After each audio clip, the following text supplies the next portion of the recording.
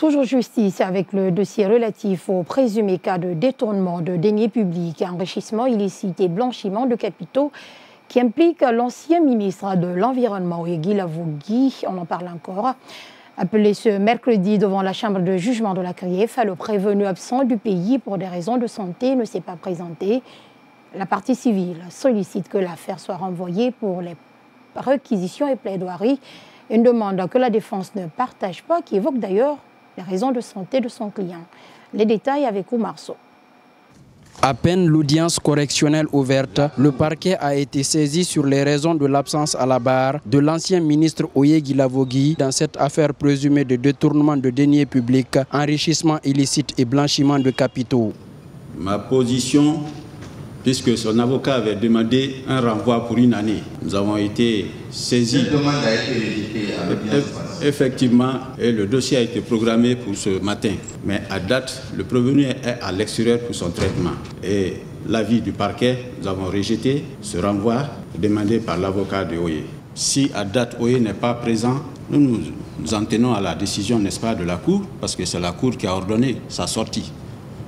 L'État guinéen constitué en partie civile qualifie cette démarche du prévenu de dilatoire qui, selon lui, vise à prendre en otage la Cour de répression des infractions économiques et financières. Il n'est dit nulle part que M.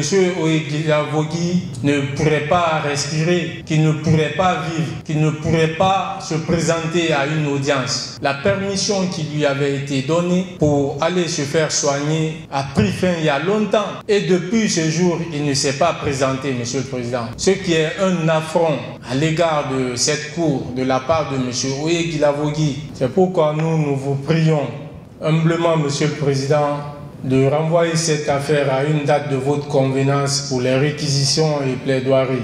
La suspension de l'audience pour quelques minutes a permis à l'avocat de Guy Lavogui de rejoindre la salle et de prendre la parole dès la reprise du procès pour faire passer le message de son client. Selon les conclusions du rapport médical versé dans le dossier, les explorations radiologiques confirment la présence de métastases osseuses mis sous traitement à la base de chimiothérapie pendant 12 mois. Un protocole de radiothérapie sera envisagé pour une période de 12 mois à raison de 2 fois par mois, soit un total de 24 séances.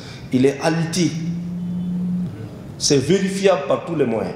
Donc, Monsieur le Président, pour le respect du contradictoire, les droits de la défense, pour permettre à un citoyen en conflit avec la loi de se défendre conformément à l'article préliminaire du Code de procédure pénale, je vous prie, Monsieur le Président, de renvoyer ce dossier au-delà du 12 janvier 2025.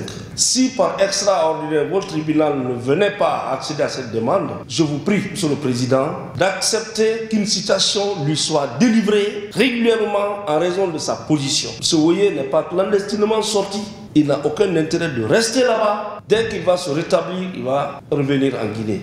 Conformément aux dispositions de l'article 558.5 du Code de procédure pénale et le respect pour le principe du contradictoire, l'affaire a été renvoyée au mercredi 10 juillet prochain pour la comparution du prévenu Guy Lavogui.